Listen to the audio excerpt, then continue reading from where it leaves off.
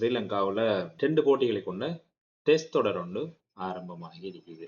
சிராஜுக்கும் ஸ்ரீலங்காவுக்கும் 7ஆம் பொருத்தம் அப்படின்னு சொல்லலாம். சிராஜ் வந்தா ஸ்ரீலங்காவை துவைக்கிறதுக்கு ஏதாவது ஒரு வழி கண்டுபிடிச்சிருவாங்க. இது நான் சொல்றது இப்ப நடக்கிற 2 போட்டிக்கு முதல் நடந்த ஒரு சம்பவம். இது இப்படியும் இருக்கலாம்னு நான் இந்த தரவுகளை பார்த்ததுக்கு பிறகு நானா உருவாக்கின ஒரு கற்பனை தான் இது. ஸோ இதை பற்றிய முழுசான ஆராய்வு தான் இந்த வீடியோவில். வாங்க வீடியோக்குள்ள போகலாம்.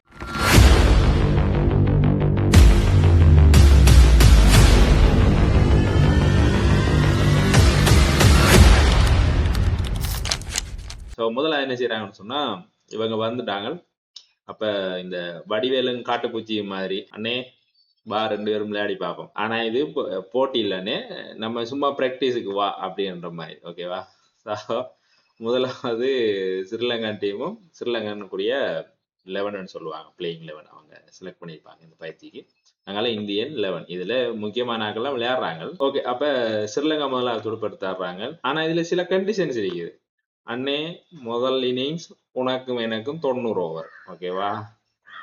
அடுத்த 2வது இன்னிங்ஸ் உனக்கும் எனக்கும் 45 ஓவர் தான். இதுல அளப்ப கூடாது நீ. ஓகே, இப்படிதான் ஷெட்யூல் போட்டிருப்பாங்க போல. ஓகேவா? நல்லா இருந்துச்சு இது. அப்ப சரி, முதலாவது ஸ்ரீலங்கா துடுப்படுத்தாட விடுறாங்க. முதல் 90 ஓவருக்கு 363க்கு 8 விக்கெட்டுகளை இழந்து டிக்ளேர் பண்றாங்க. ஓகேங்களா? துடுப்படுத்தாடுறத நிப்பாட்டுறாங்க. இப்ப காட்டுப்பூச்சி மாதிரி அண்ணே வா உனக்கு 90 ஓவர் நீ ஆடி அப்படின்னு விட்டுட்டாங்க. ஸோ இந்தியன் டீமும் 357க்கு 6 விக்கெட் அப்படின்னு சொல்லி இவங்களை துடுப்படுத்த ஆடிட்டாங்க. சரி, ஓகே. இப்ப ஸ்ரீலங்கா ஒரு 6 ரன் லீடு வச்சிருக்கிறாங்க. அப்ப திரும்பி கூப்பிடுறாங்க ஸ்ரீலங்கா, வாங்க நீங்க ஒரு 45 ஓவர் அடி. ஓகே, அப்ப இவங்களை அடிக்க உடனே பாத்தீங்கன்னு சொன்னா 2வதுல ஸ்ரீலங்கா வந்து 200க்கு 6 விக்கெட் இழப்பு. ஆனா இவங்களுக்கு இந்த முறை 45 ஓவர் தான். ஓகே, அப்ப சரி, முதல் இன்னிங்ஸ் 2வது இன்னிங்ஸ் முடிஞ்சது. அப்ப இப்ப இந்த 45 அடுத்த 45 ஓவர்ல இந்தியா 200 பிளஸ் அங்க ஏற்கனவே ஒரு 6 ரன் கூட இருக்கு. அப்ப 206 207 அடிச்சா வின் தான் இவனோட டார்கெட். இங்கதான் இந்த சம்பவமே நடந்திருக்கு. ஓகேவா? இதுக்கு பிறகு வாரதான் நான் இந்த இதுக்குரிய முக்கியமான. அப்ப 42வது ஓவர் வரைக்கும் இந்தியா கொஞ்சம் முன்னுக்கு இவங்கள பேட்ஸ்மேனை இறக்கி விட்டு பின்னுக்கு சான்ஜெயின்ஸ், பிறகு மனவ், சுதர், இவங்க 2 பேரும் 42வது ஓவர். 42வது ஓவர் முடிவு மனவ் பாத்தீங்கன்னு சொன்னா 24 ஓவருக்கு 4 ரன் 184. அப்ப கிட்டத்தட்ட இன்னும் இவங்களுக்கு 24 ரன்னு கிட்ட வேணும் வின் பண்றேன்னு சொன்னான்.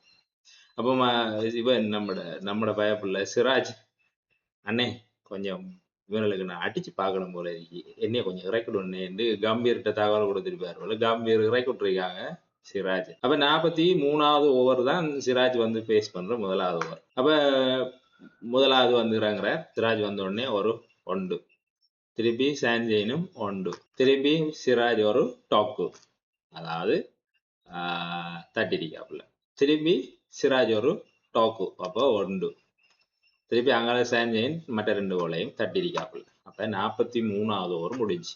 இப்ப இந்த ஓவர்ல எத்தனை மொத்த ரன் எடுத்திருக்காங்க? 3 தான். அப்ப 187. சரி, இப்ப 44வது ஓவர் வருது. இப்ப நம்மகிட்ட ஸ்ட்ரைக்ல யார் நிக்கிறது? நம்மட சிராஜ். அப்ப முதல் 4 பாலுக்கும் டாக்கு, அப்ப ஒன்றுமில்ல, அல் டாட் பால். அப்ப சரி, ஓகே, 12 பால்ல 4 வீத். அப்ப இன்னும் 8 பால் தான் இருக்குது.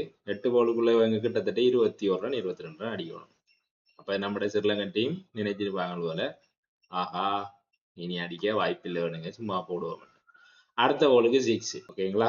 44வது ஓவர்ல 5வது பாலுக்கு 6. திருப்பி அடுத்த பாலுக்கு 1 ரன் அடிச்சு 45வது ஓவருக்கான ஸ்ட்ரைக்கு சிராஜிட்டே இருக்குது.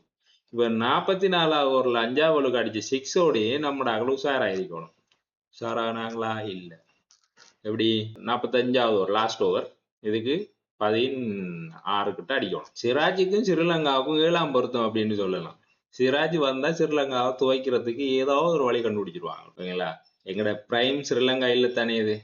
எங்கட பிரைம் ஸ்ரீலங்காவுக்குரிய பிளேயர்ஸ் இங்க யாரும் இல்ல. சோ அப்ப ஃபன் தான். ஸ்ரீலங்காவை வச்சு சிதைச்சு கொடுத்து போயிடுவான் சிராஜ் அம்பூர்ற நேரம் எல்லாம். அப்படியான சம்பவங்கள் தான் உண்மை. ஓகே, அப்ப 45வது ஓவர் சும்மா தூக்கி விளையாடிக்காப்புல. முதல் 3 பால்லே வின் பண்ணிட்டா.